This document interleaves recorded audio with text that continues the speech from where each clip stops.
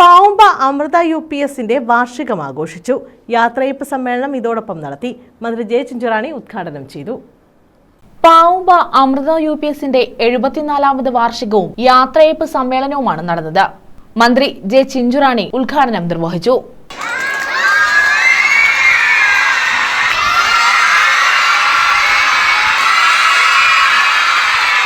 വരും തലമുറയുടെ നല്ല ഭാവിക്ക് വേണ്ടി എല്ലാ ജനവിഭാഗങ്ങളും മറ്റ് താൽപര്യങ്ങൾ മറന്ന് ഒറ്റക്കെട്ടായി അണിനിരക്കണമെന്ന് മന്ത്രി ജെ ചിഞ്ചുറാണി ആവശ്യപ്പെട്ടു.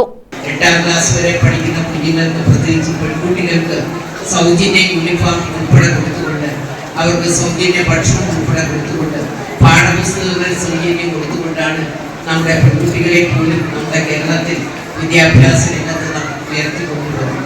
ഓരോ സ്കൂളെടുത്ത് പരിശോധിച്ചാൽ ഹൈസ്കൂളിനും ഹയർ സെക്കൻഡറിക്കും 5 കോടി 4 കോടിയും ഒക്കെ നടപ്പിലാക്കിക്കൊണ്ടാണ് ഗവൺമെന്റ് മുന്നോട്ട് പോകുന്നത്.